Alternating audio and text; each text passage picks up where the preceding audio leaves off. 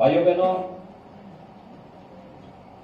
आज का ये स्वस्थ अवसर हम सबके सामने 9 वर्ष के अंदर बदलते हुए भारत इस नई तस्वीर को भी सबके सामने रखने का एक मौका है। हम सब जान रहे हैं कि 2014 के पहले का भारत, 2014 के बाद का भारत आज हम सबके सामने है। 2014 के पहले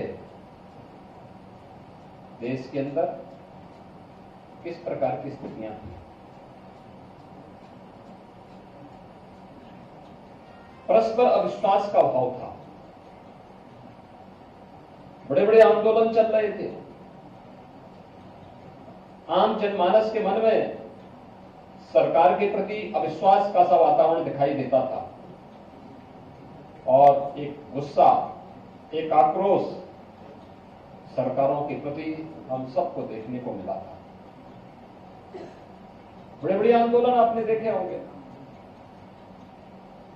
भ्रष्टाचार, प्रतिदिन एक नया भ्रष्टाचार सामने आता था, विकास के नाम पे बंदर बांट होता था, सुरक्षा आंतरिक हो या बाह्य एक खतरे में पड़ी हुई थी,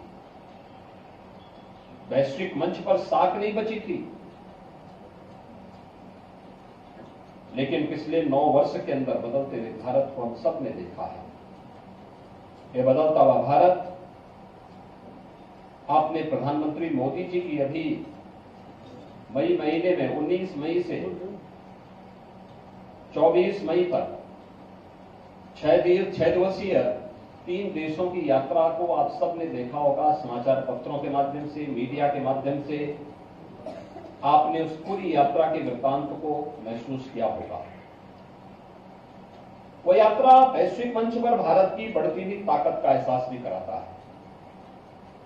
वो यात्रा भारत की प्रति अन्य देशों में किस प्रकार की भावनाएं हैं इसका प्रतिनिधित्व भी करता है।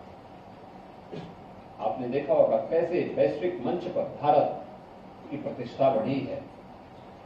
जब प्रधानमंत्री Modi ji Papua New Guinea पहुंचे, देर सायंकाल पहुंचे थे, वहां के प्रधानमंत्री ने पैर छू करके प्रधानमंत्री मोदी जी का अभिनंदन किया। भाइयों बहनों, कोई भी संप्रभु राष्ट्र अपने समकक्ष किसी भी राष्ट्राध्यक्ष का सम्मान सामान्य अभिवादन से करता है, लेकिन प्रोटोकॉल तोड़ करके वहां के प्रधानमंत्री का एयरपोर्ट पर आना, देर से आना, अभिवादन के रूप में प्रधानमंत्री मोदी जी का अभिवादन के लिए पैर छू करके उन्हें सम्मान देना, ये प्रधानमंत्री मोदी जी के व्यक्तित्व और भारत के प्रति बढ़ती हुए सम्मान के भाव को प्रदर्शित करता है। पापुआ न्यू गिनी ने और फिजी ने अपना सर्वोच्च सम्मान प्रधानमंत्री मोदी जी को दिया। जापान में G7 से जुड़े हुए दुनिया भर के राष्ट्राध्यक्षों के उस सम्मेलन के अवसर पर दुनिया के सभी राष्ट्राध्यक्षों में भोट दी मोदी जी से मिलने। आपने राष्ट्रपति जो बाइडेन के बयान को देखा होगा। अमेरिका का राष्ट्रपति दुनिया का सबसे ताकतवर व्यक्ति माना जाता है, लेकिन जो बाइडेन स्वयं इस बात को कहते हैं कि मोदी जी, इच्छा होती है मैं आपका ऑटोग्राफ दूं।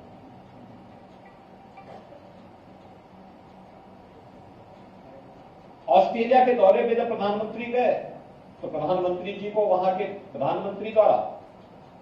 माननीय प्रधानमंत्री जी द्वारा ये कहा जाता है, मोदी इज द बॉस, यानी मोदी जी को बॉस के रूप में उन्होंने सम्मान दिया। यानी ये भारत की वैश्विक मंच पर बढ़ती हुई प्रतिष्ठा का एक नया दृश्य हम सबको देखने को मिला। अरे पहली बार नहीं हुआ, आपने देखा होगा जब रूस और यूक्रेन के युद्ध के दौरान भारतवासी वहां फंसे हुए थे, और नागरिकों को सुरक्षित निकालना था। पहली बार हुआ जो देश आपस में लड़ रहे हैं और प्रधानमंत्री मोदी जी की अपील पर दोनों देशों ने सीज फायर किया और भारत अपने नागरिकों को सुरक्षित निकालने में सफल हुआ। दुनिया के अंदर जहां कहीं संकट होता है, मोदी जी को लोग आशा भरी निगाहों से देखते हैं। वैश्विक मंच पर बढ़ती हुई भारत की ताकत अचानक नहीं आई।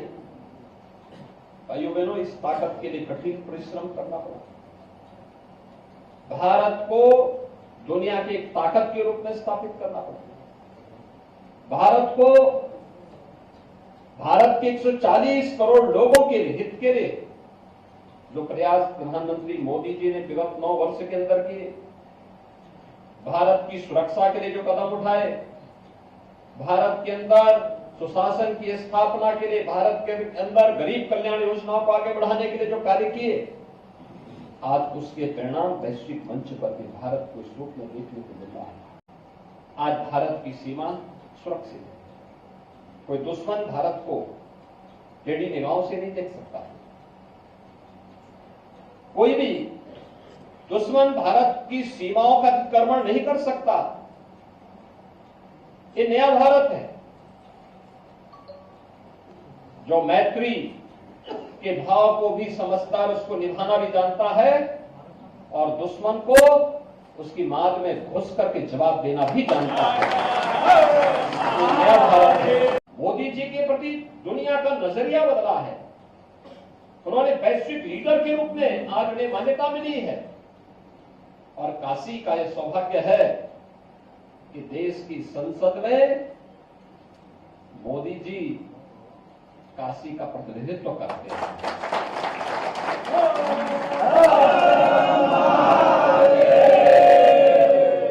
देश की संसद में काशी का प्रतिनिधित्व मोदी जी करते हैं और यही कारण है कि आज काशी दुनिया के लिए आकर्षण का केंद्र बनी है। G20 का समिट आपके यहां वर्तमान में चल रहा है। दुनिया भर के जो डेवलपमेंट से जुड़े हुए, विकास से जुड़े हुए मंत्री हैं, वे आज यहां पर आ रहे हैं, यहां रहेंगे। काशी जगमगा रही है। एक बार फिर से जैसे देव दीपावली के अवसर पर काशी की जगमगाहट देखने को मिलती है, उसी प्रकार की जगमगाहट एक बार काशी के अंदर है। इससे पहले अनेक सम्मेलन यहां पर, काशी तमिल संगम का आयोजन यहां हुआ था, काशी तेलुगु संगम का आयोजन यहां पे हुआ था। काशी में इससे पहले अनेक ऐसे कार्यक्रम हुए हैं जिन कार्यक्रमों ने काशी को एक नई पहचान दी, काशी को एक नया आकर्षण का केंद्र बनाया है। आज दुनिया का हर देश काशी के साथ जुड़ने के लिए तत्पर है। दुनिया की सबसे प्राचीन नगरी के रूप में काशी की इस पहचान को जोड़ने के लिए तत्पर है और काशी सचमुच काशी है। और काशी इसलिए काशी है क्योंकि काशी अविनाशी है।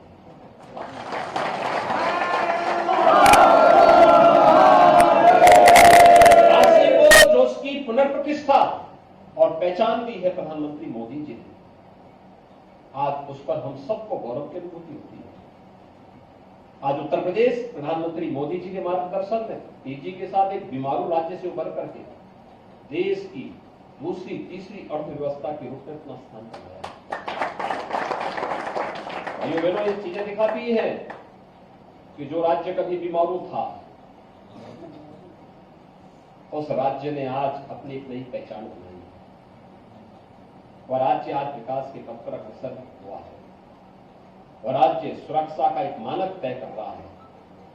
और मैं तो इस बात को कहता हूं कि वास्तव में उत्तर प्रदेश आज जिस मार्ग का अनुसरण कर रहा है, अगर इसी प्रकार से करता रहेगा तो उत्तर प्रदेश के बारे में प्रधानमंत्री मोदी जी का जो कथन है कि उत्तर प्रदेश में भारत की ग्रोथ इंजन बनने की सामर्थ्य है, उत्तर प्रदेश अगर इसी पथ पर अग्रसर रह करके विकास का पथ का अनुगमन करेगा तो उत्तर प्रदेश भारत के ग्रोथ इंजन के रूप में अपना स्थान जरूर बनेगा और उस दिशा में हम सबको मिलकर के